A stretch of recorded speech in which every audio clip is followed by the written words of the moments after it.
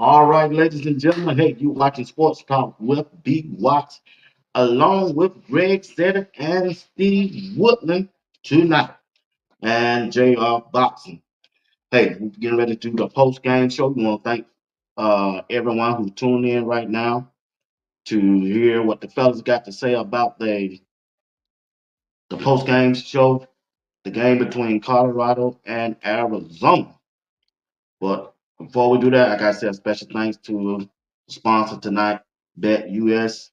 They are a proud sponsor of Sports Talk with Be Watch Now, along with Beautiful Blitz Creation. That's Christy Robinson. I showed you the shirt that she have available. All you got to do is just go in my community section on YouTube, and the form is there. All you got to do is just click on. Also go over there on my Instagram page, BWatch0, and you will find the information that you need right there. All right. Let's get the guys up. We're finna get ready to do this thing. All right.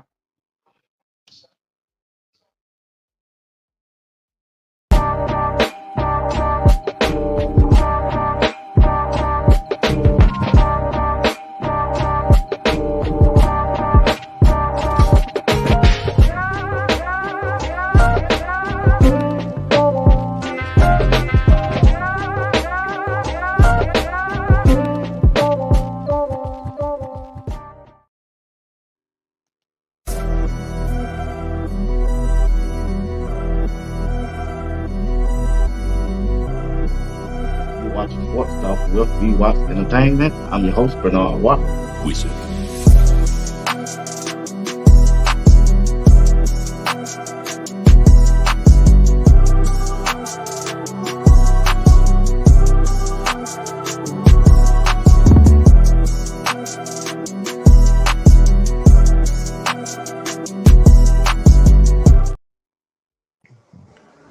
What's going on? What's going on, Doctor? How you feeling, sir? I'm feeling good. I'm feeling That's good. I'm feeling that's good. How good. you That's feeling? good. That's good. That's good, man. I always feel good after a win. Want to say hello to everybody out there who's tuning in right now. What's up, Curtis Duff? How you doing, Pete Bomb? What's going on? Dave, how you doing, Casey? Miss Diane Brown, how you doing? Maria S. Crystal Wise Williams, she finally showed up on time, one time for a mark. What's up, Troy Black? What's going on? Miss Selma John, Barbara Foster. Coach Drake, what's going on, Doctor? Miss Phyllis Smith, Barbara Foster, Miss Shirley, how you doing? Miss D, how y'all doing? How you doing? How you doing? How you doing? How you doing? Thank you for rocking with us tonight. All right, big dog. Colorado won. Uh, I think they played a complete game. I think look like they're back on track, and I think uh, I think they were kind of upset at themselves by the way they played on last week, and I think they did some things to correct, and and it paid off this game. I know Greg said the daytime bus showed up today.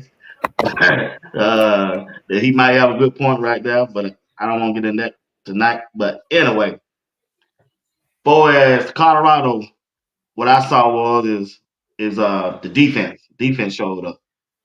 The defense really showed up. When you look at the way that BJ Green played, he showed his dominance. Sam Oden, the way he played.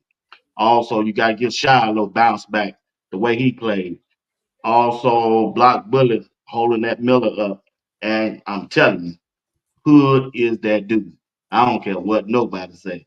Colton Hood is that dude. And the defense really showed up. Shedeur had a good game. Proud of him the way he played. He had a couple things I wish he can correct, but hey, I ain't gonna complain. I ain't gonna kill him for that. And they ran the ball. It's something that we've been talking about. They ran the ball. Looked like they was committed to run the ball.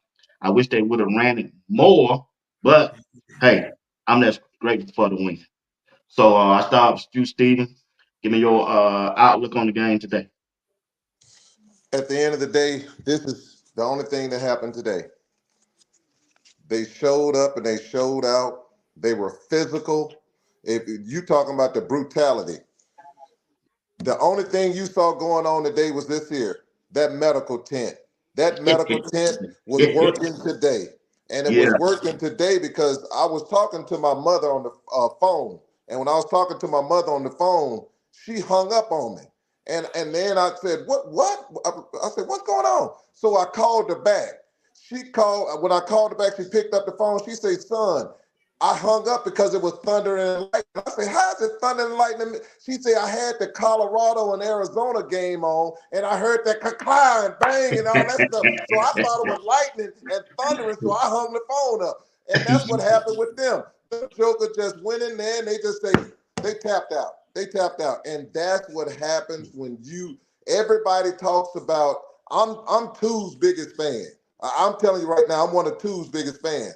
But for this team, everything goes through the defense. Now, you said the defense showed up today. I'm going to correct you. The defense have showed up in every game. If you look at it, even the Nebraska game, the defense showed up because they gave up just 17 points. They only gave up 17 points in that Nebraska game when you look at it. Then you turn around, even the game last week, I'll just say they had their moments, but the defense played. They played well enough to win the game. So with me watching it, when Colorado is this physical and they are running the ball, which I wish they would have ran even more, which they should have, they're a very good team, a very good team. So I'll leave it at that. Good point. Good point.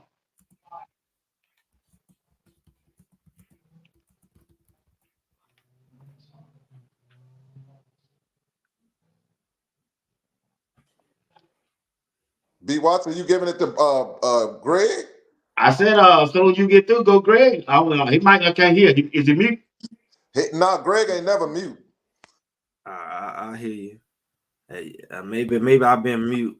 Maybe I've been mute for but maybe people hear me now. That's all I gotta say. Maybe. I think the defense. I think the defense. I think the defense played well. I think the defensive line played the best, and they were the most dominant.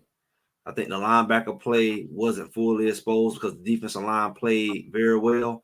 But if the defensive line had not played well, the running game would have been more effective. I think that secondary played well. We saw. I said it was Colton Hood's coming out game. He got 2 picks in a row. He made a big hit, and you know, so I think that everybody played well. The linebackers kind of was behind the curve, and I feel like they kind of doing some of the same stuff. And you sit and watch them. Their first step is always 2-3 steps forward, unless it's a pass. They'll drop back. But when they come to their reading and run, they don't never step shuffle. They're not reading. They just kind of gambling. They both take off at the same time, which is not good because it's, you know, Right. I know that too. There's no real support for the D line when you just take off running the hole like that. Unless you blitzing, I like me and we watch kept asking are they blitzing or not. The problem is if you blitz and you not getting to the quarterback, that's why the quarterback keep being able to escape because you took yourself away from having a second level.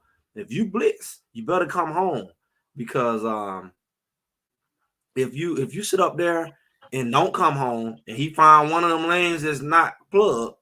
He gone and he running for days. And we running beside the secondary. And they confused. Why is he running beside me with the ball? I thought he was running. I thought he was passing the ball. Because by the time they look up, he 20, 30 yards down the field. And that's not a good thing. Because one, people watch film, and two, you know, you still got some running quarterbacks left. Or they're gonna have to run because a lot of the quarterbacks messed up right now. I mean, you think about Utah, they've been in a messed up situation. They've been in a messed up situation. Oklahoma State showed you yesterday. They in a messed up situation. And was it yesterday or today? That was last night. Yeah, and last night. And I cut off the game because I refused to do a late night for anybody other than Colorado. I'm really tired of doing it with Colorado. So I woke up this morning, I ain't heard that. And I heard that BYU came back on the last play. I said, no, because I saw they were struggling from the beginning. I was like, they gonna mess around BYU, you know. And so they let them come back. They should have been in prevent too, I guess. They did the same thing Colorado did, and finished the game. Because you know why? We talked about it the other day. Because they didn't go in the game expecting to win. You see what I'm saying? It's like, oh, sometimes you sneak up on the game, you be like, oh, so we can win. Now you're trying to figure out, okay, let's finish the game. So they didn't finish that game. And probably because they wasn't expecting to be in it, I guess. I don't know. But that's a whole nother conversation because if BYU had lost that game, that would have been a whole reckoning for this conference. Because I'm hearing right now Texas Tech getting blistered by Baylor, and I knew that was going to happen. I figured Baylor was going to go in there and get Texas Tech because it's two kind of like rivals. Really, they both in Texas, and so everything is switching up now. I mean, Texas don't got their first loss. Cincinnati trying to get second breath. We take out Cincinnati, who knows? Who knows what it's going to look like? It's going to boil down to that last game with Texas, with Kansas State and Iowa State. Okay. Steve, when we look at the offensive side of the ball, who will be your offensive player of the game? When I looked at it, I got to give it to two. I think this dude, he's on it, man. When he's in the zone, he's in the zone. Even though the offensive line did good to him, especially when Phil Loho was kept putting Benson back in there, like Benson had his A game on the day. So that's what I saw. So when you look at the offensive side of the ball, who will be your offensive player and how did the team work as a unit on today? Well, I'm gonna go two players. I would have to go Wester because Wester was 7-11. Every time it was a third and whatever you needed, Wester was there. The second person I'm gonna put is this person here, number 77. He owned that line of scrimmage. And if they would have kept running on Jordan Seaton's side, they would have. They did well running, but I saw some plays in which I don't know who changed the calls. Those three passes consecutively, that running back had three lanes open on that play where he could have ran for 50 yards. So I'm just saying, I'm going with Wester and my man Seaton. They play, to me, they had fantastic games. Not you, Greg. I mean, I think the whole receiving corps played well today. You ain't see a lot of drops. They were where they supposed to be. The routes weren't all stacked on top of each other. I mean, I think everybody played well in the receiving corps today. And honestly, I think that I want to see a killer instinct. I felt like they could have buried them. They really scored all them points in the first half. And it's not because the defense stopped them in the second half. They just kind of they put out the gas. They started doing silly stuff, weird plays, not finished. They got in the red zone like 2, 3, 4 times, didn't score, throwing interceptions, fumbling the ball. The center was doing weird stuff today. He caused 2 fumbles. I don't know, ball snapping. I mean, he doing it all. I don't know what got into him today, but outside of that, I think that they left at least 2, 3 more touchdowns on the board, easy. Right. And I feel like not even just from a stat standpoint, but just from a put fear in people hard. They don't do that. They just content. Like even with UCF, go ahead and finish that thing. Go ahead and finish it, but go ahead and strike fear in people hard. Do like Indiana did in Nebraska. They just ran it up 50. That's what I want to see. I think they played well, but I think they kind of let their foot up off the gas because they knew they had won really by halftime. Because Arizona ain't have nothing. They defense wasn't on nothing today. Right. Offense, I don't even know who showed up today. I mean, nobody showed up. McMillan ain't showed up. They toast. They really are toast. So I think the offense really could have put on a clinic from just kind of I almost treated it like practice. Like let's go work on some stuff. But instead they kind of got kind of sloppy.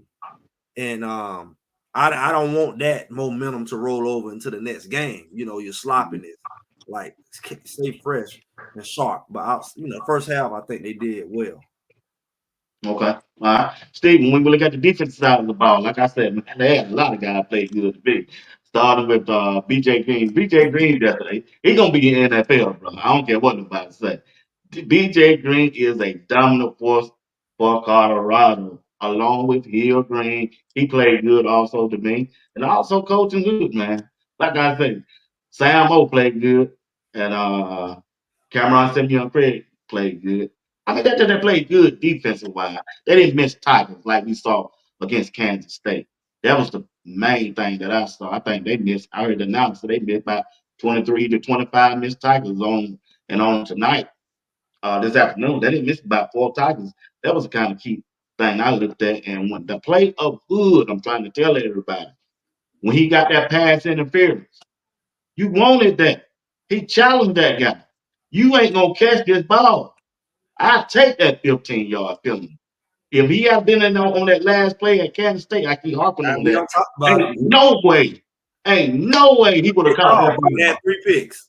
Yeah, and then he came back and showed he should be starting, bro. I don't care what nobody say, but they can do it how they want to do. I'm glad to win, but Colton Hood, BJ Green, Sam O, them boys some dogs, man. Go ahead, Steve. Well, you're nailing it. I'll tell you what happens is this one here. When everyone does their job, it makes everyone look good. If you look at the block bully, you'll never say his name and stuff Right, like that. But the block bully holds that middle up where right, you ain't pushing him back. And when you're not pushing the defensive line back, that means you're penetrating. And what I also saw was this one here. The physicality of that defense. When BJ Green hits you, you know you've been hit. And he started that game out with some electricity out there. He was running around, he was moving, he was electric. When they said that those sacks were going to come in bunches, Arizona only had 6 sacks for the entire season. right. They had, you had about 8 sacks before this game ended, 8 or 9, and should have had 5 more because they had one of them, Sammy O grabbed his jersey and he got Oh yeah, away I from saw that. that. Yeah, I saw BJ, that. yeah, BJ Green grabbed him one time and he got away from BJ Green and then Hill Green hit him in the backfield. Sammy O had a couple sacks that he had going. So all I'm saying is this one here. I could care less about the sacks. It's the physicality. When Yes. that medical tent goes up, it's people don't realize this. Those hits hurt. Hey, dude, And it hurt. when you Steve, you can hear when the announcement that boy, they Colorado show is hitting out there. And I think 3 weeks ago, me and you did a show. You throw me over that direction, say, hey, be watching the sideline when the camera come on. You gonna see them medical tents go up. And I started the looking at medical that. Yeah, when you right. I thought you just cue me to jive. You said, oh, I said, oh yeah, no. Colorado out there hit, boy. and what you see is this here, and this is what people the mentality of football. When you start seeing your friends over there and that medical tent going up, and you looking at them like, man, he one of the toughest dudes we got on our team, and hit that medical tent up on him. Next thing you know, it's contagious. Somebody else hobbling. Oh, you had one boy, he laying on the field just grabbing his toes. I'm telling you, when you start hitting somebody in the mouth and they start bleeding down the lip, it's amazing what that does to you. When Right. CU start hitting you and that medical tent comes up, teams are tapping out because this is a hot day. Can you imagine when it's cold and you hit somebody the way CU is hitting right now? Just wait till it get colder. Oh, homeboy, they gonna be putting their hands up, saying, "Man, I'm done." Mama, there go that man. I'm done. I'm not taking this hit. So that's just something I looked at. It's awesome to see. I tell people something. This is something you need to look at too. B. Watts. What's I don't that? even like what the offense. I can leave and go eat something when CU offense come out there. Yeah, But when they defense come out there, it reminds me that they do something special when that defense comes out there. It's they exciting. do. It's physical. It's mono to mono. So those are things I look at. So they need to stay on that. But Greg hit it when Greg hit. I think they need to switch linebackers. I think we need a little more speed. When they did that Wade and then Oh put man, Wester in there, yeah, I'm sure about that. Yeah, when they do Wade and Wester, teams are looking at it. Bentley did a good job, but Bentley is slowed up right now. We need to make yeah, sure if bro. he's slowed up, let's get them young boys in there. And you see how they legs feel. Them boy legs feel good. Them knees feel good. Let them get in and get some pops and then go from there. Back to y'all. Hold on, let me read this out. Miss D said, she sent Greg super chat. Greg, can you see it? Yeah. Go ahead and read it up. Oh, yeah. So appreciate all you do. Please, no more night games. You were right, Greg. I appreciate that. I appreciate y'all sending. Let me tell y'all something. Don't be surprised to see. They already set those night games for next week. I don't know if y'all know, but we already got a game scheduled next week, 10 o'clock, 10:15 Eastern, Miss D. And so we can't do nothing about that. But I think after this game, they might just set us for night games the rest of the season. I'm serious. I'm thinking. I think they already knew, but after the two little games they gave us, day games, we kind of ran away with the game. I'm gonna be real with y'all. If we play night games, we ain't played not one 1 o'clock game. We haven't played not one 12 o'clock game. Even when we was on Big Noon, we didn't play at noon. But the only two games we played at the daytime was at 4 o'clock. And look how they turned out. So these people who don't want you to win, the same people who dogged you out all off season, who said you was trying to kill people and somebody you was strapped up and the coach was making you go to the concerts to hear the son rap, and the same people who were doing that is the same people who scheduling your games. And they don't think they're doing nothing because they love you. They're not doing nothing for you. So, I know that's a factor. I hope we ain't gonna be dumb enough to have to keep seeing it happen, and we seeing it before we make a fuss about it. If we see a pattern of it, we need, because Coach Prime can't say nothing. He can't say that like he couldn't say that last year. If we see them abusing us and we don't did 6 out of 8 night games, and they keep giving us night games, and you know how our team struggle in night games, clearly somebody got to make a fuss out of it. Somebody got to say, all right, cut the night game on. Every time the commercials come on, we cut the TV off. We'll watch the game and we cut the TV off. We're gonna kill your advertisement, since that's what you want to do. But it's like that's what's going on. I think that one thing that bothers me about this game is I saw in this game something. I saw a miracle. I think it was like after halftime. It was like, it wasn't a prevent defense, but it was like 3 safeties back. They put Herman. Herman Smith was out there, and Shiloh wasn't even back. I think it might have been Stoudemire, Herman, and Shiloh. But they had 4 safeties on the field, and Shiloh was Silman Craig was down on the slot like he was nickel. And I'm looking like they got 2 cornerbacks, a safety in the box, 3 safeties back there. And I said, wow, so they can keep everything in front of them and prevent the touchdown. And I was just like, why we didn't do that last week? That's the only thing that hurt me. I'm like, so y'all do know how to do that. I know you learned your lesson. I know you probably went over some stuff, but I'm just wondering, like, wow, we just only had a half. I know they kept putting Shiloh over top. I know when Hood got that pass interference, he panicked because he must have forgot Shiloh was over the top. But I noticed that they kept Shiloh real deep, and he would run and support over top of that cornerback. And I'm like, why we just didn't do that last week? That just kind of sent me back in like a relapse, like, because it's not like we lost because of something we couldn't do. It was something that we could have did. And I'm glad we saw it this week, but I only wish that they had did it last week. When we was up 4 and they had to score, while we didn't put them 3 safeties in there and dare them to throw it up top and get picked off. Okay, it would have been an interception. All right. Man, also, I was looking at the special teams, Steve. That being hell, man. Shit. I don't know if y'all overlooking them, boy. Ben and Stoudemire, they were down there hit, boy. You hear me? On that special team. All So of them was hitting. what y'all talking about this. Huh? Number 80 was hitting. The receiver was on he was hitting. Everybody was hitting on that kickoff team today. I'm just saying the ones that I saw. I was looking at Ben, man. Ben down there, boy. He down there tearing them juggles up, him and Stoudemire. So when you look at the special teams, Steve, what did you see? What I did see is they made a great move. They switched my boy out, Wester out on the punt return. They switched Wester out and put Jimmy in, because what I've noticed, I'm like, Wester do a lot of fair catches. Jimmy gonna run, so that way you can produce yourself some offense by putting Jimmy back there. That was smart. That's smart coaching right there. You need to look at stuff, recognize, and make that switch.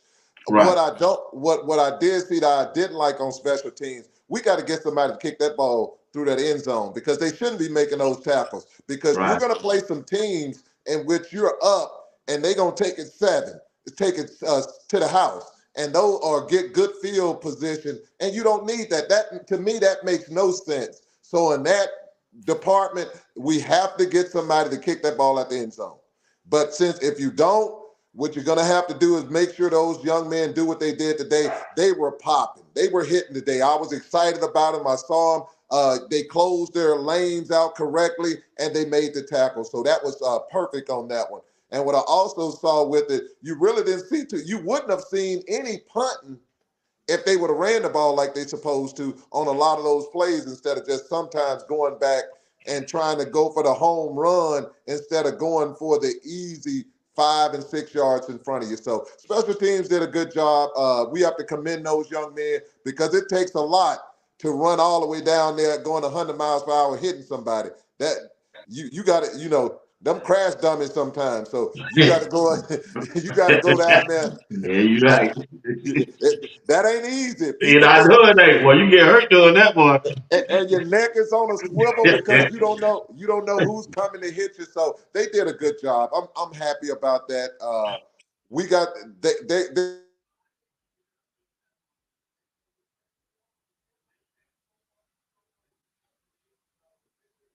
Steve went out.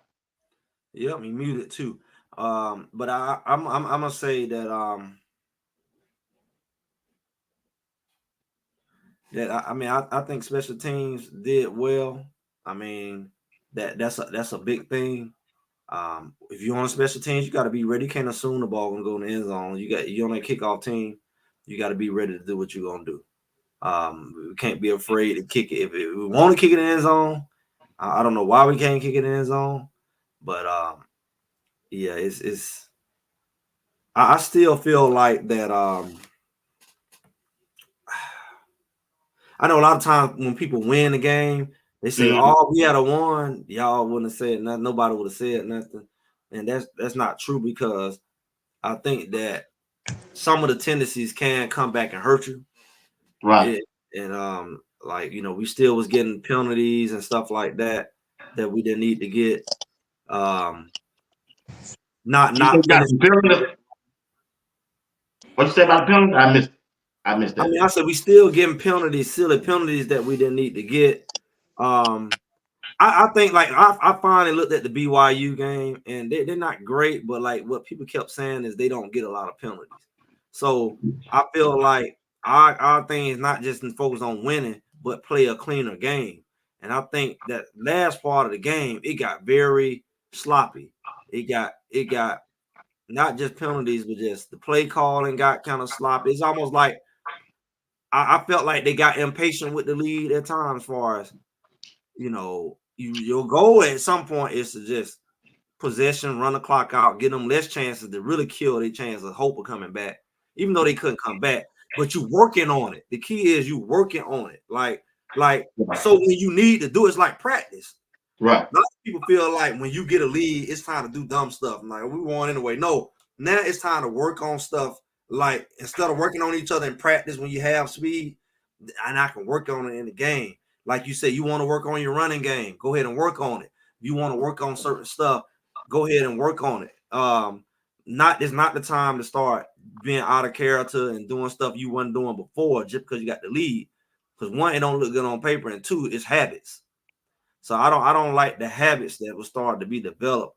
And like you run up the score 30 points and then you ain't score no more because you got in the red zone 3 times and like fumble the ball or throw interception or just don't get it in. Like I don't want you to have that habit because when you go next week, you're gonna need to get in the red zone and score. I want you getting the habit against sloppy in the red zone. Or you don't know how good you are in the red zone. This, like I said, this is your time to work on it.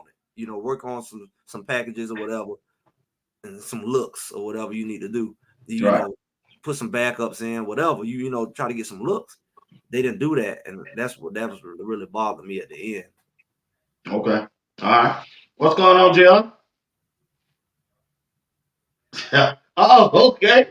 My bad. What's up now? What's going on, man? What's up now? Appreciate it, boy. Hey, appreciate that, man. Want to appreciate that. I see Steve rocking ears. Appreciate you, Steve. Appreciate it. JR, when you look at the game, I don't heard Greg them output and Even they done gave some good points. So what did you see in this game just in a while ago? I'll probably say a lot of things that's similar to what Uncle Steve and Greg already said, but it can't be overstated, right? Just playing complementary football, like that's what we wanted to see. I was very impressed that they came out during that first drive and they put points on the board Right. because that goes a long way. Things like that can change the dynamics of the other team's operations up front, right? So, and it Mm-hmm. allows our defense to play a little bit freer. Right. Coming into the game, Noah Fafita was only sacked 6 times. I Right. believe CU ended the game by sacking him 7 times, right? So Yep. 6 times in the season, and then in one game, 7 times. So it allowed the defense to play more freer, get after the quarterback, and complementary football all around. Very impressed with some of the play calling, but then some of the decision making by particular players on the team, I was kind of scratching my head, like probably a lot of us was, right? Even to the point where the announcer called it out, kind of thing. So definitely things to be worked on. I don't want to sit here and go bash in on the players because they played a hell of a game. They Three, did. four, They seven. did. You played a hell of a game. We were talking about it in the group chat as far as things we wanted to see them do better. But I'm proud of them boys, man. They bounced back. They looked good doing it. Coach Prime looked rejuvenated on the sideline. So that's Because what we want he to had some see. sunlight on his face. Yeah, hey, now Greg, I don't know if you already said it, but go ahead and coin that phrase. Put it on a shirt, put it on a coffee mug, put it on something. Daytime buffs, man.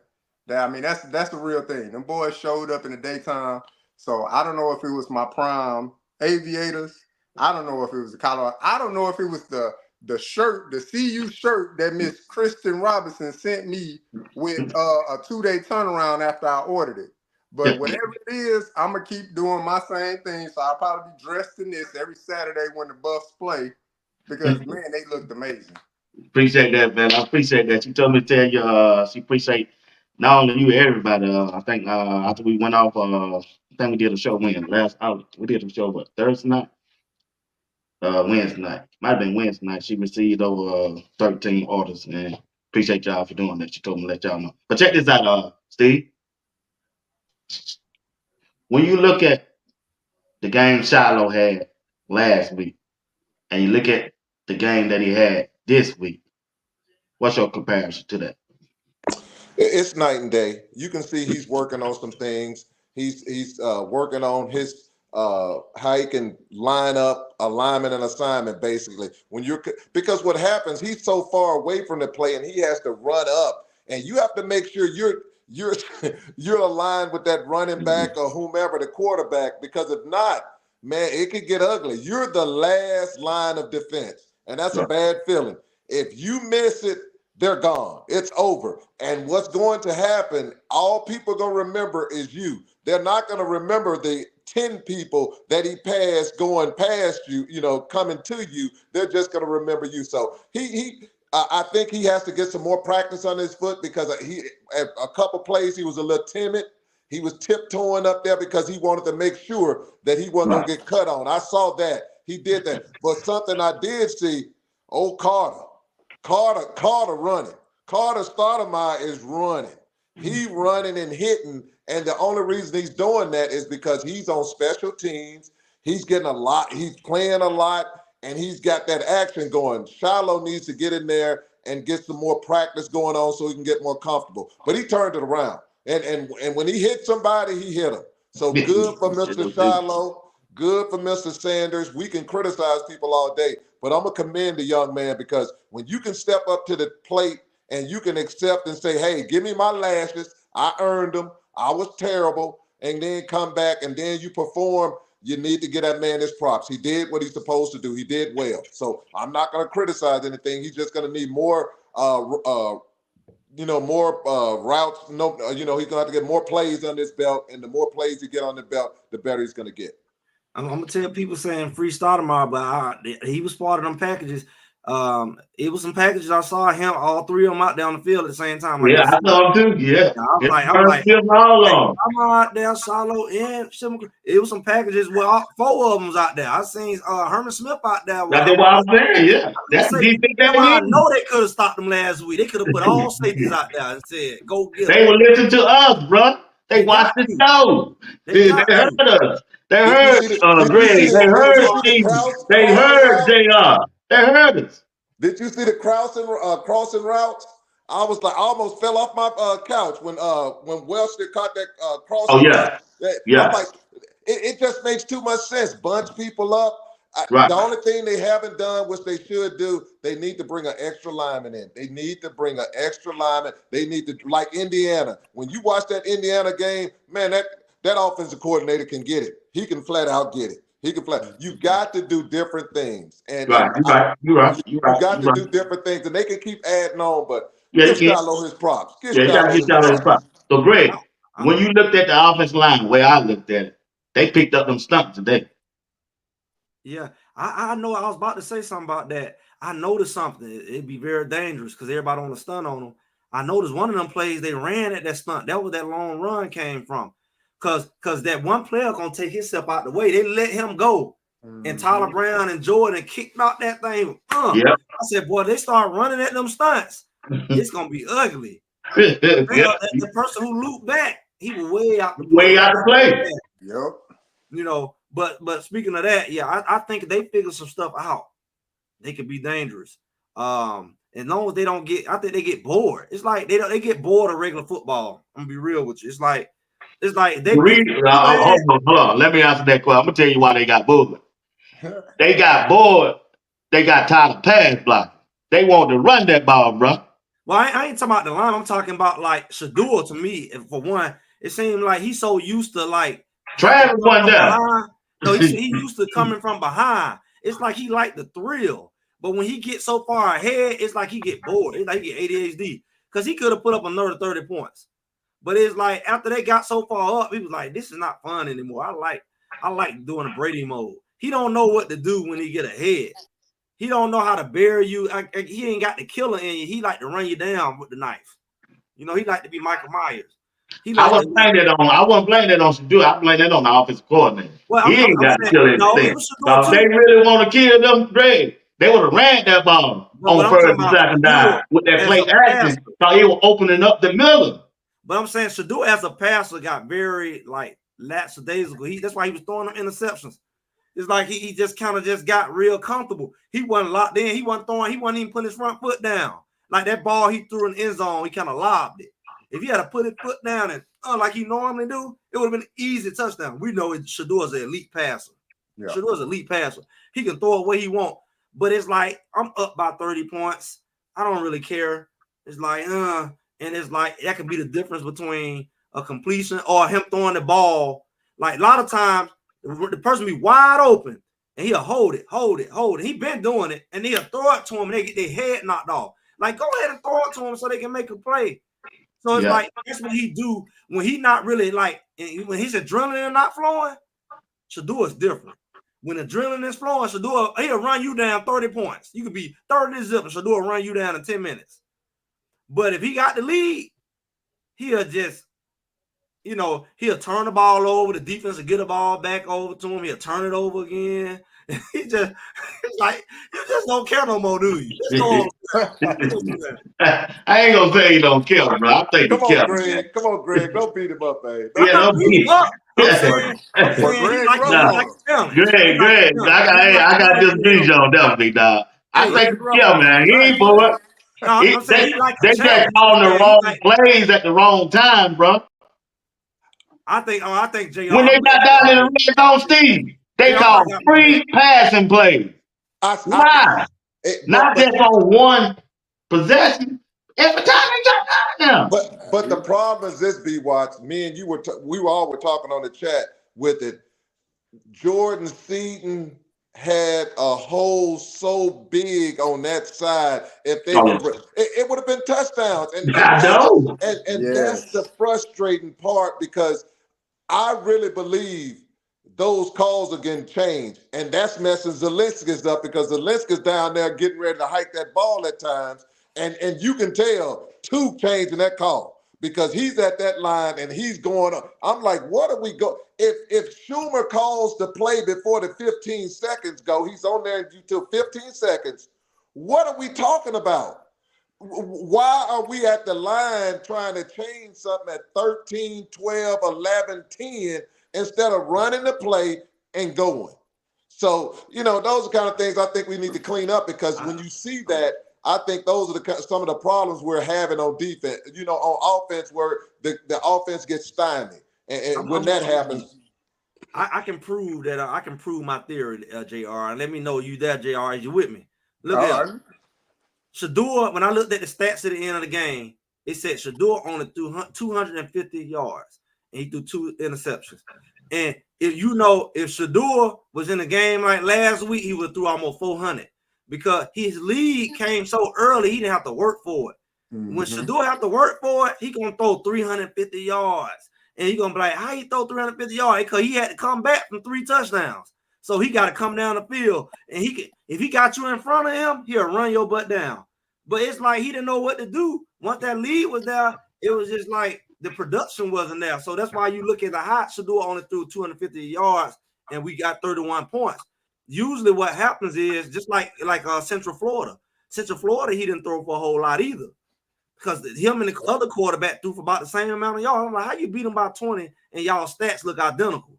Because the other team, you giving them yards because you don't put your foot on them, and they getting all them yards in garbage time. And yeah, they not scoring, but they putting up stats. And what I'm saying is, like, you just got to really pay attention to how the flow of the game, like the mentality of them. And this is the time that you can kind of break those habits. When you got the lead, you say, okay, we got the lead. Let's go ahead and like say people say put in the backup receivers or whatever you got to do to keep it fresh, to give me a challenge, because it's no longer a challenge because I don't have to run nobody down anymore. I got the lead, and you got to pay attention to that kind of stuff. Go ahead, Jeff. I mean, yeah, y'all both said it. Look, complimentary football at its best, doing the things that need to be done, right? Not playing from behind, not playing behind the sticks. Right. I'm interested when I go back and look at the game. I'm interested to see, those first 15 plays.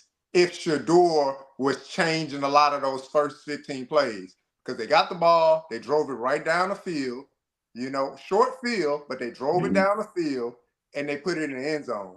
So I'm interested to see when I go back and look to see how many times he came up to the line of scrimmage and made whatever adjustments, and not just, all right, this is the play, let me run it and let me go from there. As smart and as talented as Shedeur is, he get himself in a little bit of trouble, right? Trying to outthink the defense and things like that. And that's some of those tendencies that we were talking about last week. And this week, he was able to work through a lot of those tendencies. He went up there, but it cost him some play by his lineman. And I don't think all of that is on Hank Zelinski. So I think Shedeur definitely has to own up to a bit of that. Getting up there, changing protection and things like that. As Zelinski is calling out certain reads, then Shedeur 3 seconds later come right behind him to call out something else. So yeah, that probably got to that young man a little bit. So he'll hold his head, he'll bounce back, right? But what I did see was that, hey, it's next man up. And that goes for all of the offensive linemen across the board. Tyler Brown getting his butt whipped in that first and that second quarter. Yeah. Hey, get him out of there. Hey, for the last 2 games. Yeah, let's get somebody else that's Steve Martin. Don't say too much now. Coach Prime said it himself. For these seniors, for the ones that stood up, and for the ones that got the potential to go to the draft, hey, the time is now. We halfway in the season. The time is now. So if you're not going to produce on the field, we got to get somebody on there that's hungry, that's going to produce, that's going to create the opportunity for the rest of the team to be successful. That's all we asking for.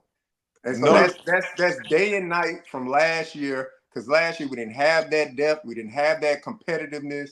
We got it this year. So if guys not getting it right, I was happy that the leash was short. Hey, get them out of there. Get some guys in there that's going to do the work. No one player is bigger than the University of Colorado, period. Exactly. No one player. Even when Travis went out the game, I tell people, the future is bright for Colorado in that on that defensive side and the offensive side. But defensive side, the future is bright. JR, you're 1,000% correct. When someone is not playing up to CU and Coach Prime standards, it's time to pull them. Why are we waiting? The linebackers coaches, when they aren't doing they're not playing, because what you see sometimes, they can't get to the certain plays. You're like, man, that's slow on my TV on slow wine or something. So it's certain things you see saying, hey, I truly think I love the putting Wade in there. I didn't see too much of Wester. I want to see Wester, Wade. I want to see more speed. You got Hill Green. I think Hill Green need to be complemented with someone with speed. If you add that to it, I think you can create more havoc on your defense than what you even got right now. So those kind of things I like. I saw Mayers getting the game. I saw Benson getting the game. I love it. I saw Cash getting the game. That's 3 offensive linemen got in the game. I ain't counting, when it was cleanup time. But that's what you have to have. And JR, I'm telling you, you nailed it. If you're not producing, it's time to sit beside Coach Prime. Yeah, And there's nothing wrong with that. You right. It is one player. They got the depth to do it. And we just be real, it is one player that's above, and we can't afford the bench. And his We number all is know 2. And his number is 2. Because you saw Slob get in there, it's like, he can't drop them balls in there the same. Right. He can hand it off, but he can't drop it. He could have dropped that thing in the bread basket. But what I will say, though, what I was trying to say earlier is with the defense. If the defense seems to be peaking at the right time on the defensive line. And that's one thing we definitely didn't have last year is multiple pass rushes. Mm-hmm. And if BJ Green is coming on at this point, that's a dangerous thing for the Big 12, because we expected that BJ Green to show up week 1, and it did. Because that's that BJ Green we saw all summer. Mm-hmm. And we were showing them video how he was running over linemen and pushing them in the backfield. He was just bullying our linemen. I said, boy, this boy play like this, Nebraska wouldn't have had a chance. Nobody would have had a chance. And then you put on the other side, you said, Okanola said, oh, no, you ain't going to get all the shine. Mm-hmm. And then you got him coming. That's what we expect. You remember we've been saying, we got BJ Green on this side, Okanola on this side, Shedeur. We kept, and it just wasn't lining up. But now it is at the right time. If BJ Green coming again 3 sacks a game, Okanola again 3 sacks a game, then y'all say, ooh, I'm glad he going out there. You put Wade in, who just got out the boot. He come in and get 2 sacks. Then you say, whoa, glad he out there. You put McCoy in. You like, God darn. Arden Walker got a sack. Arden Walker. Yep. That's what we thought we had. It's fine. That's fine. And that's what make the defense look good. That's what make them have to throw it up in the air and allow Travis Hunter and Colton Hood to get them interceptions. That's what if we got that pressure on these quarterbacks, especially the remaining quarterbacks, they in trouble. Oklahoma State, they can't take that pressure because they can't throw like that. Texas Tech, the only really throwing team left. And that's exactly what we need against Texas Tech. So we bring that kind of pressure. I'm going to be real with y'all. Outside the night games, which I'm watching, if we play like that every game the rest of the season, defensive-wise, going to look like this game. It's going to be like 6-7 sacks a game. That's like we expected, because our line is going to get to the quarterback against. I ain't really watched Cincinnati, but I'm sure Cincinnati, Texas Tech, Kansas, Oklahoma State, or Utah, they're going to have a problem with that defensive line back in the backfield the whole game, because that's not normal. Like, we act like that's normal. Like, he just gave y'all the stat. This team only been sacked 6 times this whole season, and they got sacked 7 times one game. It wasn't them. It was Colorado. Because name any other team that got, like, we was tripping over 2 guys that was tearing us up in Nebraska, right? We ain't seen a team that got 2-3 edge rushers on rotational coming at you at the same time. Nobody has that. So if Right. the defense can build on that, it's going to take a lot of pressure off of two. Because like we said in the beginning of the season, when we're like the defense only giving up 7 points, it's going to be hard to beat. Shedeur and the offense can play an average game and still beat you to sleep. I feel like they played an average game today. They did. Beat them to I was sleep just saying they did. They did. because of the defense. Now, if All Shedeur defense. on all cylinders in the defense, they're going to beat you 50 plus every game. Yeah. Right. And that's what we're looking to see. Then that's what we're hoping to see. Right. Right. Steve, were you surprised? I mean, not just Steve, all of y'all. Were y'all surprised how the game started off? I think it was disrespect they did the offside kick on the. No, it's not disrespectful. You have to realize this one here. Until you start making that medical tent come up, you're gonna get this foolishness. And that's the truth. What I don't know why people think stuff is so disrespectful or they did this here. If people don't respect you and then that you have to realize too, Arizona knew they couldn't stop CU. Arizona had their fifth, sixth string DBs back there. And when your DBs are at that level where you got that many injuries, they know they need as many possessions as possible. So you have to get the ball. You're like, hey, even if we kick it down there, they're going to drive it 80 yards. We might as well see if we can get it. And because I tell you what they did, they watched tape and they saw Right. something on tape in which CU, they just go running straight. As soon as you get ready to kick the ball, those guys are running right back. And they saw that, but somebody fixed something on CU because somebody saw something like, okay, let me get on up here. The kicker kicked the ball short. Yeah, that's what happened. You didn't kick it far enough. Yep. But they saw something on tape though. If you've noticed against CU, these teams are watching our tape and they are making good adjustments. But what happens is this one here: it's the disciplined teams that take advantage of it.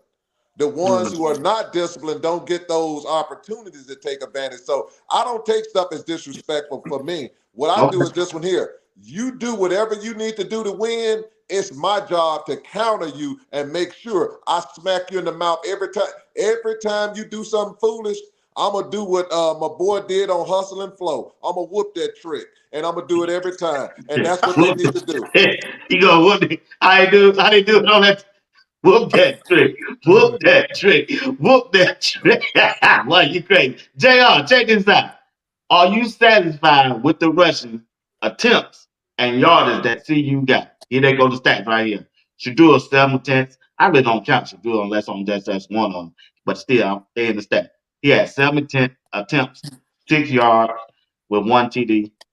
Dylan Hayden had 6 carries, 35 yards, no TD. Isaiah Augusta, 14 carries, 53 yards, 1 TD. Charlie Offerdall, 7 carries and 53 yards. And Michael Webster had 1 with 9. Absolutely. In the totality, with all the carries combined, I'm overly impressed, right? Shout out to Webster. I'm overly impressed. That's all we've been asking for. We 18 games into Coach Prime's coaching career here at Colorado, and he been telling us we're looking for a dominant performance. Outside of UCF, that was the most dominant performance that they have put together. And there's still work to be done, but that was a dominant performance. You went in, you handed off the ball. We literally had one running back on design run attempts with 14 carries. You can't ask for more than that, right? So great job by the coaching staff. Great job by Pat Shermer identifying his weaknesses and his tendencies, man. We need to play complementary football. We need to establish a run. We're not going to be dominant in the run. That's not going to occur. But if you running in a timely fashion, if you staying ahead of the sticks, that you can get deeper into your coaching bag of plays, that's going to help Shedeur. It's going to help those receivers. It's going to help the defense. It's going to help the whole team. So that's all we've been asking for. 18 games in, and in my perspective, this has been the most dominant performance from Coach Prime, the coaching staff, and the young men on the field. All right, go ahead, Greg, then Steve. I think if y'all really pay attention to it, let's pay attention to where we don't run the ball well at. And if you look at where we try to run the ball off between that center and that guard, we just run into a wall. When Charlie ran that ball, It was off tackle. It was between Jordan and I guess Mayers at that time. Our runs needs to be between the guard and the tackle, off that tackle. Every time they try to stuff it up the middle, they run into a wall. You notice that all our big runs, and we ain't running up the middle like that because we're not getting that kind of push from our center. Right. Our center is not giving us those. So he run into a wall because they getting so much penetration in the middle, or he not moving them. Not moving. I don't know the blocking scheme or whatever, but our outside runs work because what they do, they bring some Smalls, Lavelle Smalls, and they help him kick out the tackle and they kind of run like that. And that's been our most effective run. Except that one time in the end zone, he should have turned up and got that linebacker because he tried to kick out a guy who wasn't really in the play, and we would have scored on that. But I think our most effective runs have been off the tackle, and if that's what it's gonna be, that's what it need to be. But we not only try to run up the middle of no gut, because we ain't got nothing up the gut. I think that's when Hayden be trying to run the most up the gut. You don't really see him run out the tackle that much when they give him the ball. So he can have 20 rushes for like 30 yards. But Greg, to me and JR, to me, when it's dealing with the run, I don't mind if you don't run, but you hit the running back in the flat, and I'm fine with that. The flat, it gets to a point. He hit a couple, and he threw one to IA, and the sun was in his eye. That's one I would have never thrown because I'm looking at the sun is right in his eye on that one there in Arizona. But that's still cool. My point is this one here. That flat is wide open. And something else that I would ask two to do. Two, you can put that ball anywhere you want to put it. But you're going to have to recognize when you got Pearson in the game and certain receivers, your 7th and 8th receiver, you cannot throw that ball in those tight spaces because sometimes it ain't too.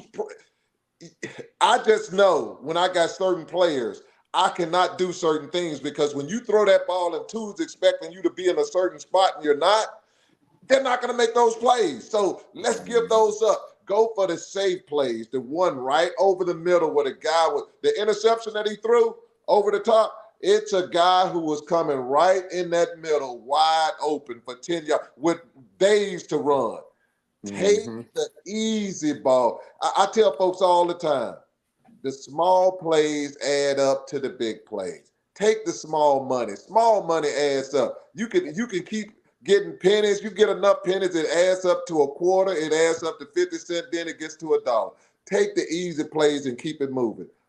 We do not need home runs because what you've noticed, the worst thing I see sometimes when we score fast, it scares me sometimes because I know we'll get in that tendency. It's going to be a shoot. I don't want shootouts.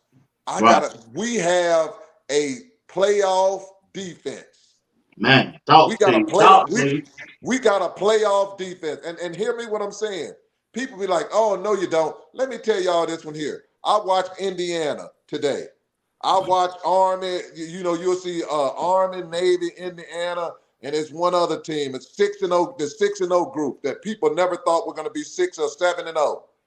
When you play disciplined football and everybody comes together and they come together as a fist instead of as fingers, you're more powerful. And that's what happens. When our defense is utilized as a complementary defense where it's saying, hey, offense, you're going to complement your offense according to that defense in which don't lose it. Take 3 points because if you get 3 points with that defense, and hear me what I'm saying. If your offense gets over 24 points, I got faith our defense gonna win that game.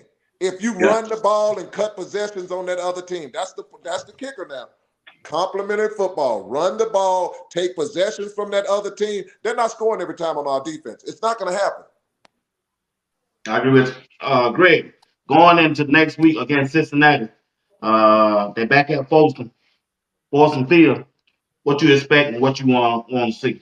No, don't shake your head like you know what I'm saying. Hey, no, Greg, please don't go that route tonight. You shaking his head. We talking about. I mean, we can't keep beating that day horse, bro.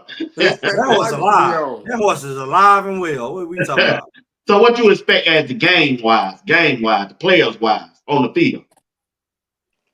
What you looking for some things they need to do to win that football game against Cincinnati? I expect them to play defense like they played this week. I expect them. I haven't seen Cincinnati play. Oh, you ain't seen Cincinnati? I thought you took one of y'all said. Oh, that might have been Steve. Steve, you don't see Cincinnati, ain't you? Yeah. Oh, I thought okay. I thought one of y'all. That's not went to you, You on Greg. mute, huh? I seen him play a little bit. Yeah, I watched the I game mean, and a my half. Go thing. ahead, Greg. Go ahead, Greg. Finish up. I mean, I'm saying like I said, that defense. If that defense plays the way they play, they'll get any team trouble because Cincinnati, from what I know about historically, they like to throw the ball. Mhm. And if you put that kind of pressure on the quarterback and stopping the run, I just hope the linebackers play well. Yeah. Because what would happen, that quarterback was escaping because there was no second level. Like, Right. stay your butt back. If you're not gonna make this, if you're gonna blitz and not get home, stay your butt back. Or don't leave running one running back. I mean, one linebacker back there because Thank you. he's like a safety in the middle of the Right. field. He can go either way, and he's not that kind of quick.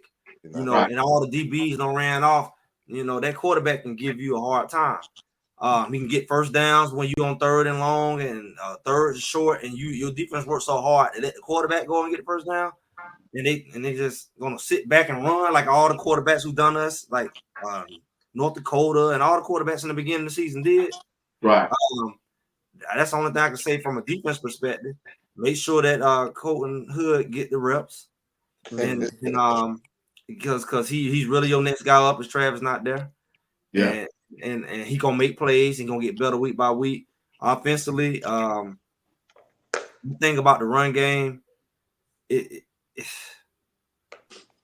think it's a personnel thing. I think it's a lot of things, but they need definitely more than just little bit of running game from a standpoint of just getting 2-3 yards. They need to get more big play runs. That's what we see the BYU and stuff like that. They're not doing 2-3 yard runs. So you got to get to the point where you really gashing people. And when you do, that's when you get help over the top in your passing game. But I know y'all say it's a dead thing. But Cincinnati, I mean, who they just beat this week? Cincinnati was losing what I saw. They just beat somebody. Who did they I'm play not today? sure. I'll have to check the score. I'm not I sure. thought they were losing. They beat Arizona State. They beat Arizona State Tonight? 24-14. That's what they said in the chat. So Cincinnati coming in feeling themselves because they still in the hunt. We just seen Texas Tech take a whooping. Cincinnati is over us right now. They like 2 slots over us because we set up down loss. We might move up a little bit now. Depending on what Kansas State do tonight, I'm predicting West Virginia to hand one to Kansas State that we supposed to hand it to them. Whoa, boy. Whoa. Greg on it. Say it again, Greg. You think so? I mean, I called Baylor. I just didn't put it out there publicly, but I felt like Baylor and Texas Tech, they both Texas teams. I think it's kind of more of a rivalry, and I thought that Baylor, if anybody gonna catch Texas Tech slipping, it's gonna be somebody right in their back door. And I think that you going up there to play West Virginia, and West Virginia was one of those teams that did good in the beginning of the season. They lost a game or so that was probably close or whatever, and people underestimate them. You say they just got a pick 6, so they don't jump up 17-3. I don't know. I haven't seen West Virginia play, but I feel like that would be a chance for them to catch one. They said Kansas State up 17-3. Yeah, that's what they say. Yeah, that's tough. That's tough. I mean, West Virginia equipped to come back. They playing up in Morgantown, so they hopefully able to pull it off. But the food talking big. I mean, it's the beginning of the game. They got a pick 6. That means the game what's math 11-3. Yeah. Well, what I want to see from CU, man, is just next week seize the moment, right? Kansas State was a moment last week that should have been seized, the opportunity that should have been taken advantage of. Yeah. So now you got to take advantage of this opportunity because everything is still in front of you. You just need a little help. So we still got games in front of us, and we're going to need some help to get ourselves into the Big 12 championship. But you got to take care of your own business first. You got to go home. You got to win the game. It has to be important to you. And I think that, that close call that we lost last week, the realization set in. Man, it was right there. You know what? It was. We was right there. Right. So them going back home and them taking advantage of that opportunity that's in front of them again. Cincinnati, good, well-rounded football team. They got a middle of the road defense in the Big 12. That quarterback Sorensby, I believe his name is Sorensby. He's a gunslinger, man. He'll duel it out. He'll throw the ball around. He'll hang on to the ball a little bit longer, kind of similar to Shedeur, to make a play. So that's something our defense can definitely take advantage of. There's tendencies out there. As far as like his rollout, he's quick to roll out to the right side, his dominant hand, and get the ball out. Their receivers, not anything impressive, but they're consistent. They're consistent. Their work rate of getting down the field, getting their proper depth, they're consistent. And so I believe CU can take advantage of this moment, man. You got a team that's on a high coming into Boulder, and then just knock them down that peg. But CU has to be consistent. Come out, play complementary football, play that style of dominant football that Coach Prime preaches, and then it'll be an easy game. Well, I look at it this one here. CU has to realize that every game they play from now on is a playoff game. If they don't realize that, then they need to just pack up their bags and just stay at the house, because it makes no sense. You have to take every game like it's a playoff game, like it's your last game of your entire career, and play. Because what happens is this one here. You're not going to be able to walk in there especially at home, because I'm thinking at home like Nebraska's home field advantage and stuff, where you got them guys, where you got them kind of people going, the bells ringing. You don't have that at CU. You got people at CU, they do their stuff like it's like you at Wimbledon. Malcolm X, with your little hat on, could you please sit down, buddy? You're doing too much there. We're trying to watch the game, buddy. This is football. We're not in the hood. We're in Boulder. We're in Boulder where it's older. But it's one of those things. It's one of those things, and I understand. I was in Colorado for 3 years at the Air Force Academy. I was there. Okay. Oh, yes, sir. I was there at the Air Force Academy. And when I tell you fantastic people all around. But what I will tell you, you will have it like this here. CU needs to take advantage of the altitude. I say it 100 times. People who train for the Olympics go to Colorado because of that altitude. And the air sneak up on you. Huh? That's it. It sneak up on you. I got cocky with the altitude. I'm doing good. I walked this whole city. I stood still. My body started getting weak. I'm like, my ears started ringing. What's going on? I said, let me squat down. Now I'm standing at the buff wall. I don't got all the way to the buff wall. I'm like, go on. I feel I'm ready to throw up. I get seasick. It's like I got seasick, all like that.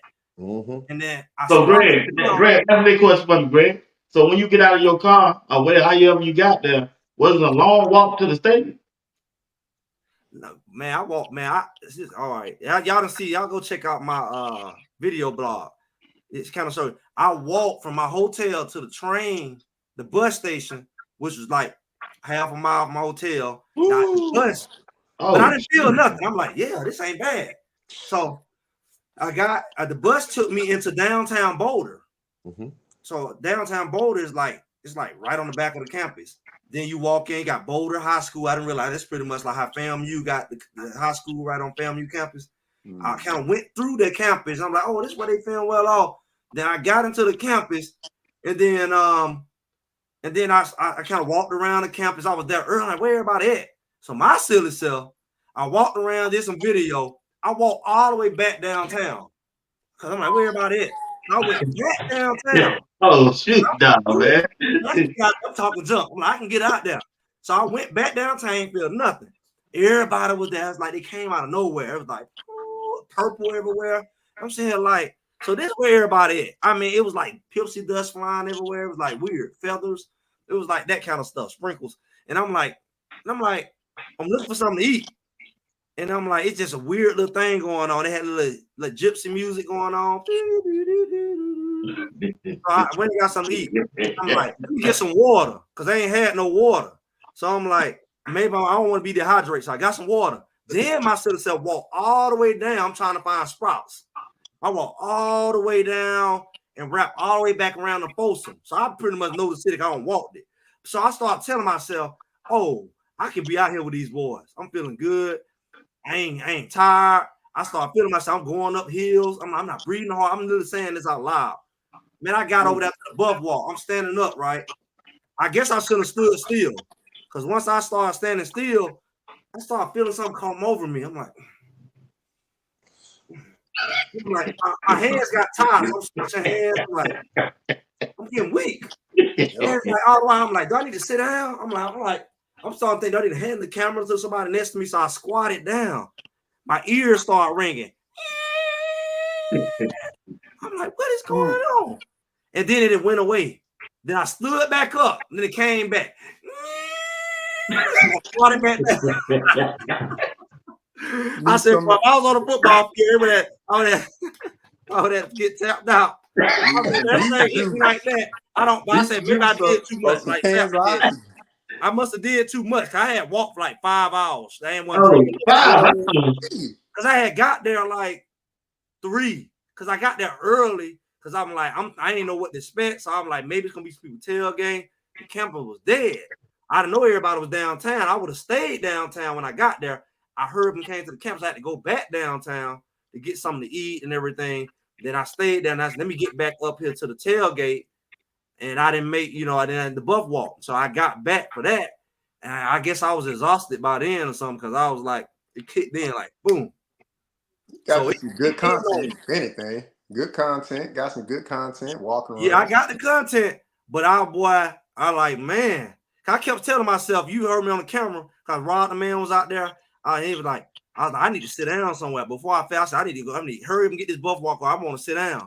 I guess my mind had already knew. Right after that, I started getting weak. I started getting like nauseous. Like I was on a cruise ship. You know what I'm saying? Like you just woo. I'm like, I don't even throw up. I'm like, I feel like I'm about to throw up. Like you saw all them players. I thought about all them players like Kamani and all them were throwing up. Everywhere. I'm like, why are they throwing up? I felt like if I was a throw up type of person, I probably would have threw up on the buff walk in front of everybody. Like Greg said, I was throwing up on the buff walk because I felt like. So I know it can hit, at the worst time. Then after that, I walked the stairs in the stadium. That's when I started feeling winded. I was like, oh, them stadiums they be running. I was like, oh, I don't want to run them stadiums. I was walking upstairs inside the stadium. So I don't want that kind of spirit. If I ever go out there, man, I don't want that being. I maybe did too much. But my legs was weak. You would have thought I had ran 100 stadiums, but my legs had got heavy. I was breathing hard. Once I got in the stadium, I said, let me help get my seat. I'm not moving. Sit down. Steve, will Colorado defense show up against Cincinnati? And what do you expect from Colorado from the defensive side of the ball? I expect dominance. I expect Colorado defense to come. They're going to be physical. If you listen to Coach Prime when he's talking to those young men, he's telling them this their last shot for a lot of them. This is these are your last 6 games. Now it's 5. And then you got the playoffs and stuff like that. So what I look for is this. I don't do no what ifs anymore because the defense have shown me out of the 7 games that they played, they've shown me that they're going to show up and they're going to do well when they're out there. So the results are, yes, the defense is going to show up. Yes, the defense is going to have that medical tent picking up. It's going to be ding, ding, ding, ding, ding. We got another one here, boss. We got another one. Ding, ding, ding, ding, ding. We got another one here. They going to have some patience because once you go, oh, we got people talking about the danger zone. It's the medical tent zone and the danger zone. They all go. They all the same. When you get in the danger zone, you got to go to the medical tent. That's where they got to Yeah. go. Yeah, So okay. they got to go. So with that being said, I look forward to the defense doing that thing. The only thing I will ask is the offensive coordinator, look in your bags of tricks. Quit doing those running plays. I hate to see running plays where you know you're not going to get anything. And Ray Charles know you're not going to get anything. Get the scheme. Let's get a little more scheming. Because and let's add another lineman out there. Let's do some power football. And let me tell the people out there, stop it with see you can't do it. Yes, they can, because I saw those linemen when they made certain switches out there, it was holes out there. It was holes. Sometimes two held the ball and kept it. If we consistently run and by Seaton, run to that big power rascal, Mr. Seaton, we're going to be very successful. So that's what I want to see. JR, when you look at the Colorado secondary, you said Cincinnati like to throw the ball. How you expect them to play against Cincinnati? I expect the secondary to play like how they played today. Put the clamps on them boys. Okay. Like that, I mean, they got to show up and show out. So the strength of our team last year was the secondary. We had the best athlete. The strength of the defense now is the front four. Those defensive linemen, they're going to get after it. But a very close second is that secondary. I mean, you got Travis, DJ McKinney, Hodge, Colton Hood been showing his butt over the last 2 weeks. So with Shiloh back and Cameron Silverman Craig, those are guys that we expect to play well. The skill position has never been an issue for Colorado. It was that defensive line that we needed to get their act together. And now they are leading that defense. That defense is predicated off the pressure that those front four get. So I expect the secondary to do their thing.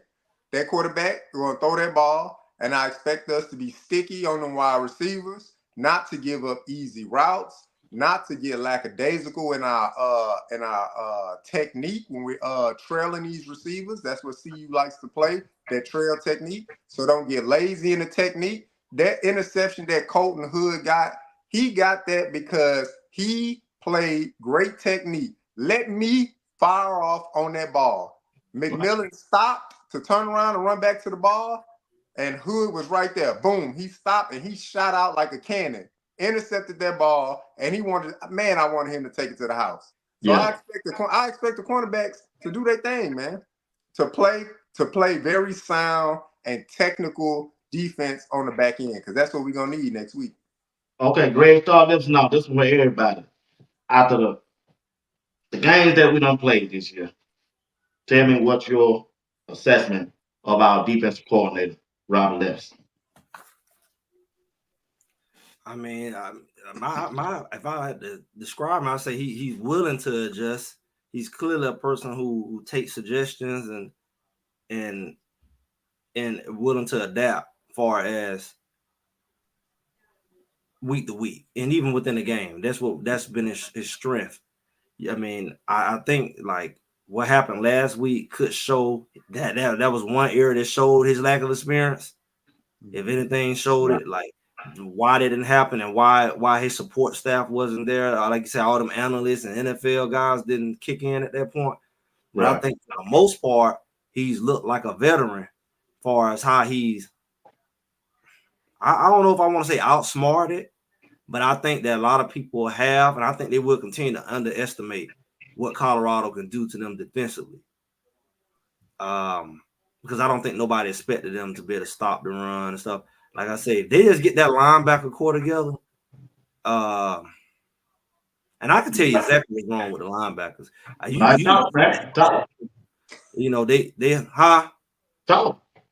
No, I'm just saying, like, you watch their first step. Anytime you look at a linebacker, let's look at their first step.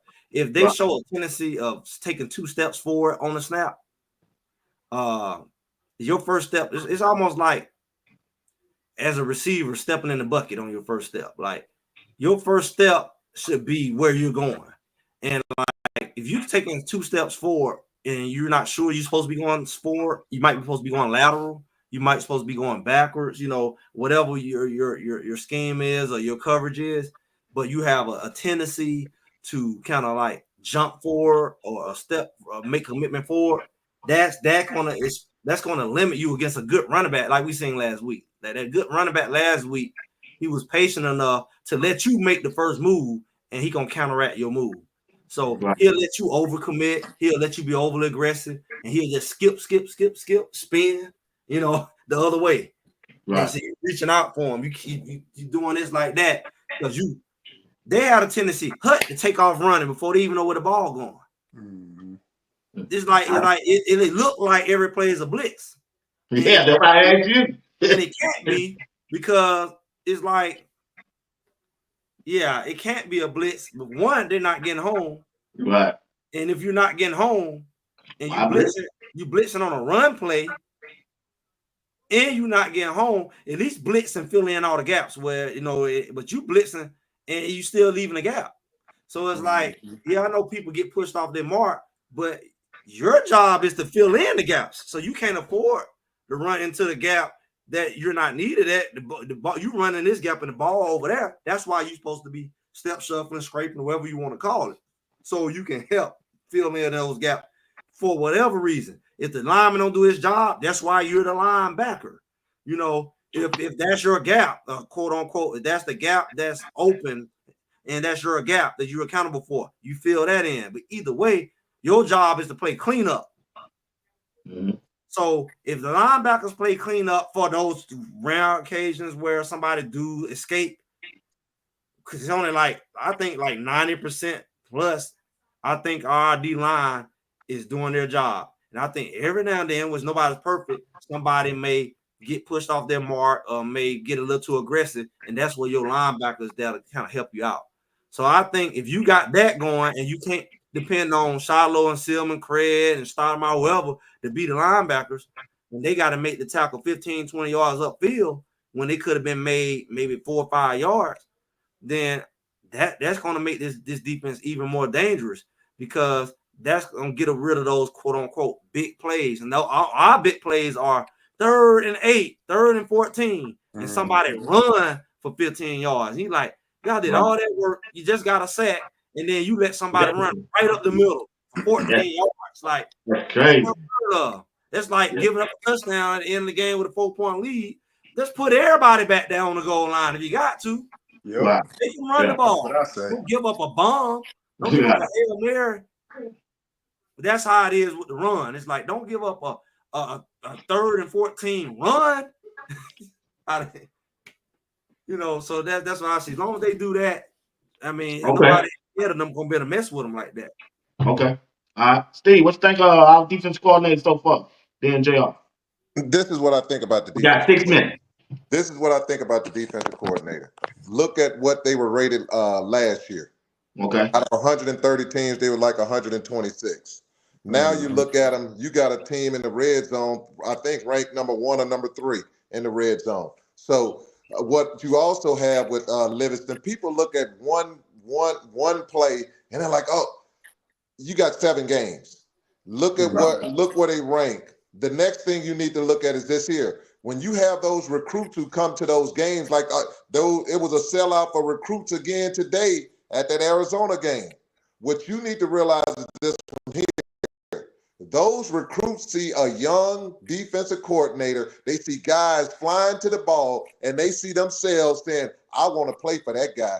You see people out there throwing money on the ground and picking it up. That's your boy, Free Bond, picking up money on the ground, and that's beautiful to see. But it's fun. It's good football. It's physical. It's nasty. It's old school football. So what you have with him, not only do you have a defense that have turned around from worst to first or worst to top 10 or top 15, you also have this here. You have a defensive coordinator where people want to come play at Colorado now. You got the top linebackers and top DBs and top defensive line now saying, I want a piece of that because it's beautiful football. And they see themselves excelling in that football and having a chance of going pro. So for me, I put him as a home run hit because I look at where we came from. And where we came from was the bottom. Now you at the top and you're still complaining. You're not going to have Ray Lewis's or the Chicago Bear 85 defense. You're not going to have that. That ain't going because they let them be physical where they can hold people, grab them. The only thing that happens to our defense, which people don't mention, watch how many holes that they should have called when they were holding those defensive linemen and those defensive ends, which they should have been sacks. But they're letting them get away with a lot of holding. But I'll leave that alone because I'm not. No, you're right. I saw that today. They did a lot of that today. It gets to a point where it gets boring when you're like, come on, dude. They held that dude. They pulled the dude's shirt off on there. But I digress. I digress on that one. But what I will tell you this one here. The future is bright in Colorado, and it's because of that Robert Livingston. Absolutely. Thank you, sir. Good point. Go ahead, Joe. What I'll say is this. Somewhere around there, around 130th ranked defense last year. And last time I looked before the game started this Saturday, we was hovering around somewhere in the 90s or something like that. So if you just round it off, that's about a 30 ranked increase, right? So is it perfect? By no means, right? But is it night and day from what we saw last year? Absolutely. His adjustments we spoke about the adjustments from games 1 through 6 up until last week, man, how he was able to make adjustments from game after game, halftime, coming in, and the defense looked completely different from what they did in the first half of those games when we won those first 4 games. Last week just kind of snuck up on us. And some of those tendencies as a coach kind of bit him in the butt as well. It was mentioned during the broadcast. You know, he received a message from some of his coaching, his NFL experience, coaching. Marvin Lewis. From some of his coaching mentors, right? To say, come on, young man, what are we doing? We got to be able to mix it up. We got to be able to put these young men in the best situation to be successful. And what I like what he did early in the game, he gave Shiloh that opportunity to be successful. We gonna bring you off that edge screaming, and you get to do what you do best. Go out there, make a big hit, get that confidence back in yourself. Because you see that a lot in the NFL. They'll design specific plays for players in the NFL to get them going, to get them pumped up. And that's what he did for Shiloh. We saw it early in the game. He brought him down to that line of scrimmage. You ain't got to worry about reading nothing. Just get to the quarterback. That's all we need you to do. And he did that. He executed what he needed to do, and it looked very well. It looked clean. I expect another clean defensive performance next week going against Cincinnati, and I expect Rob Livingston to get further in his coaching bag. He mixed it up a lot. We saw some man. We saw some zone. We saw some press. We saw a bevy of different coaching calls across that field, and those young men in that CU uniform, they look prepared. They didn't look overwhelmed. They looked prepared, and it looked like they simplified a few more things for them. Get after the ball, play fast, and that's what they did today. That's one thing that I didn't say. You hit it on the head. We probably saw more defensive looks this game. We did. I mean, we ain't never seen as many defensive looks. We complained about bitch being in man. I mean, we talked about that super duper looking prevent looking whatever that was, dome coverage. Like, what was that? He had like 4 safeties. I think Marvin Lewis, hey, his mentor Marvin Lewis got in that ass. Yeah, because I'm thinking that you also thinking like he do stuff like that. That also impacted Arizona. Because that was like above their head. That's above their pay grade. So I'm thinking like you got a defensive coach throwing you that many looks, you ain't prepared for it. And with the talent that you have, like I said, Colorado really could be in a position to really play like this. Like honestly, the defense is dominant enough, and they keep getting better and playing like this. They really can run through the rest of these teams, and the offense just have to do what they do.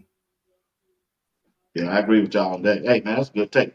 Hey, guys, get ready to end this thing. I got something to do. But appreciate y'all for joining me tonight. This show is called The Fellas. I want to thank everybody who participated in the chat. Thank y'all for putting your comments down in the chat, and we want to thank everybody who tuned in tonight. We'll go around the horn and get the last word. JR, we'll start with you, then we'll go with Greg, then we'll let Steve in.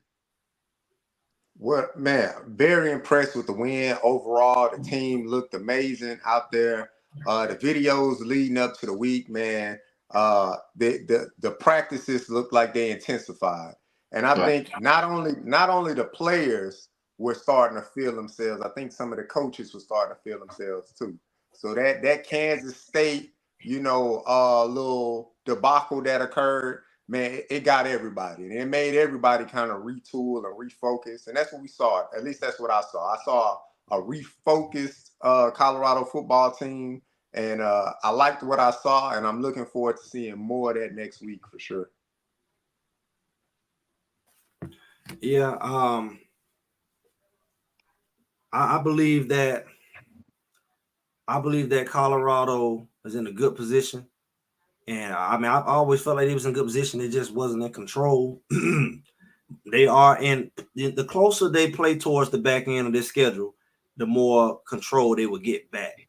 So, especially when you're playing a team who their record is similar to yours. So you got another team that got one loss.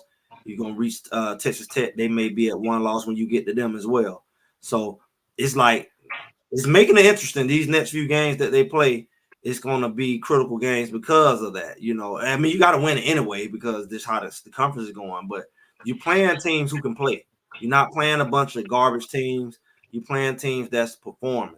So I think the only thing left, B Watts. You going out there? I'll go. I got to see. Man. I got to see about my job, man. We in this holiday season, so I got to see. I don't know if I got to work. I was gonna try to get you and I'm gonna try to get all of y'all. I'm gonna buy the ticket. I got to see. But I'll talk with y'all probably about Wednesday or Thursday. Let me tell you something. Let me know. I'll be out there. I can be out there. Let me You gonna tell be you out there? something. Let me tell you something, man. Colorado. Hey, all that walking you just told me, it discouraged me, man. No, I did that. I ain't doing that crap no more. I said I gotta call Steve because he been out there. I said, man, I did all that.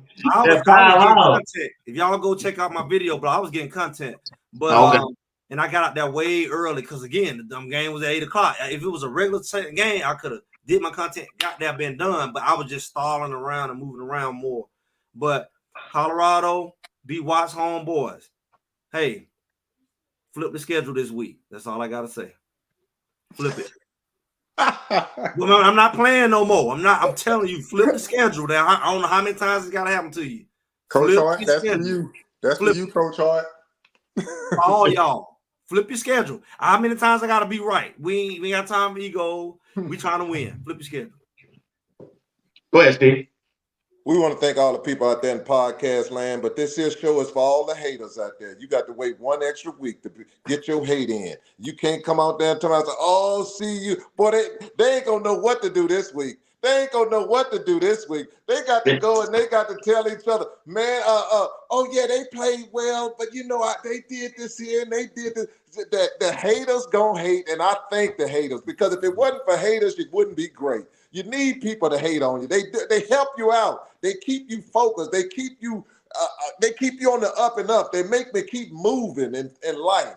But I want to thank them because they got one more week to go. See you, I thank you because DraftKings will be hitting me up next week when you do your thing against Cincinnati. I need one more. When you do one more, DraftKings will have the Woodland Foundation gets stronger and they grow. So I thank you for that. It's the Woodland Foundation, because once money comes in there, my nature attracts money. The fear of lack has been broken and has no power over me.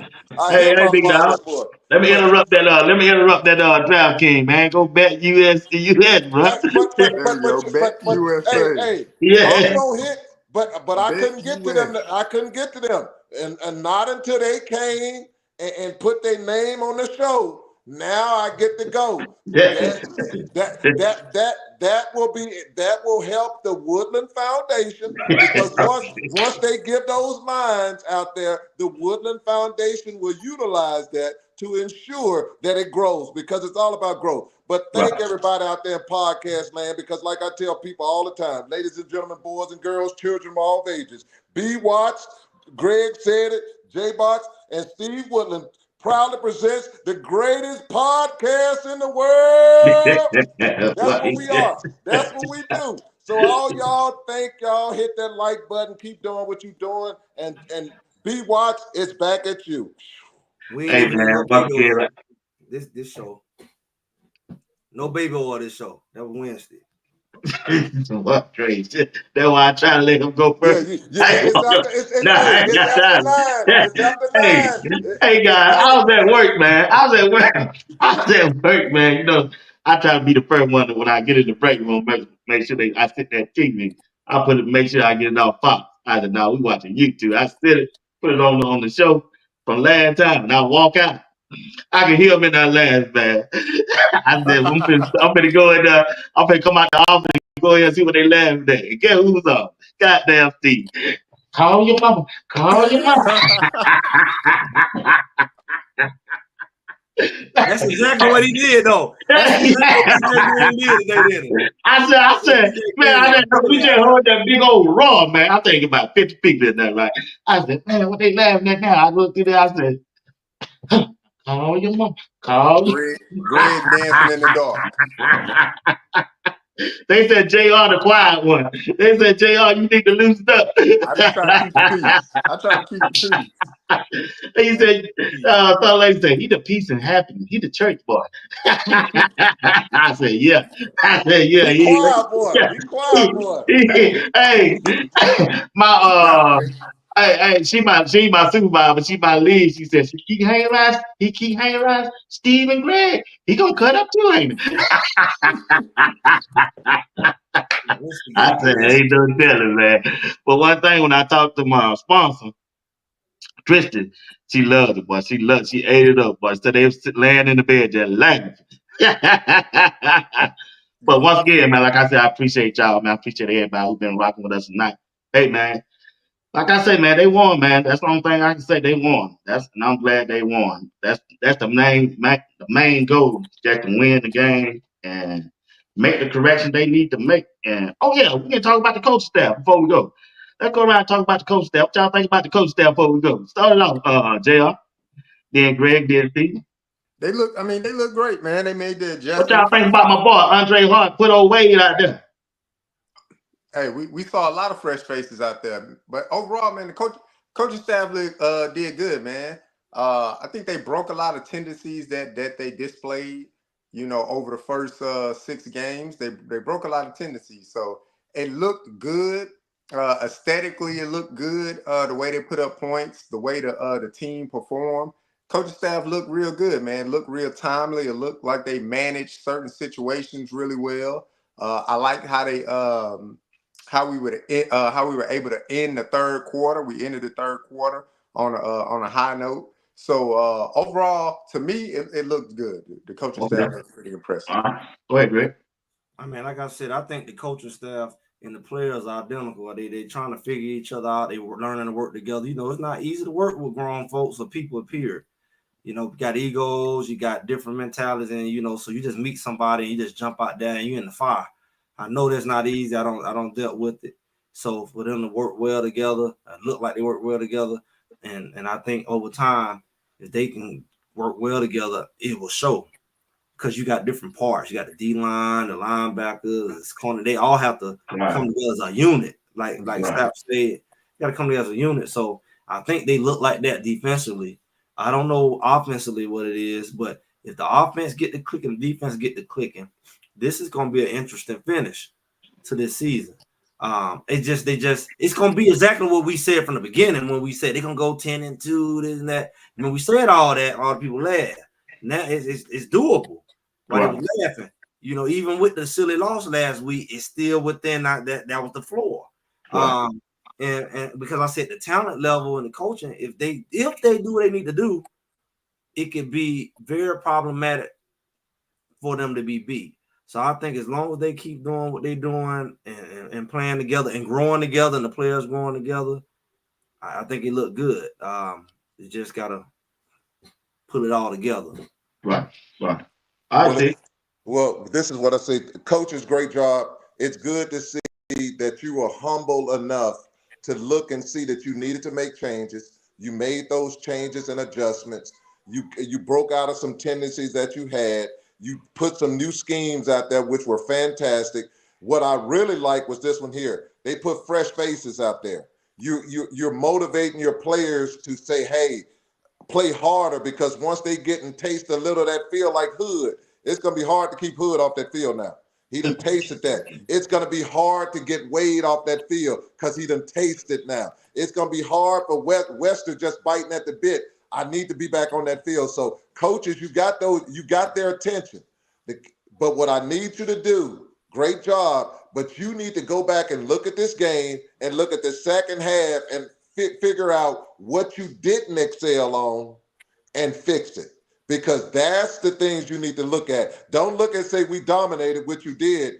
I look at it as, hey, we need to fix things. And the more things you look at and say, hey, we need to fix, instead of we did things perfectly, the better you're going to get as a team. The champions always look at things this way. Champions look at this way. It's always something I can fix. Even if I do a perfect game, I can look at something. That pitch there should have been a home run because I put it in the wrong place.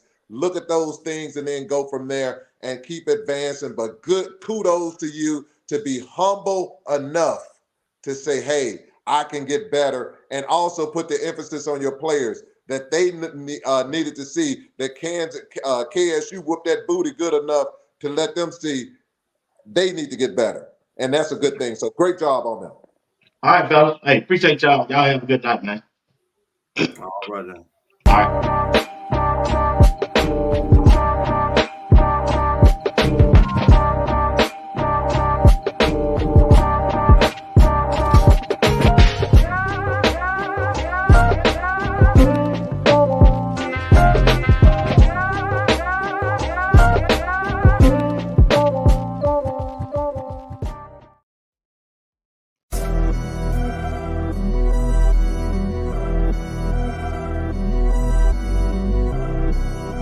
Watching Sports Talk with We Watch Entertainment. I'm your host, Bernard Walker. We see.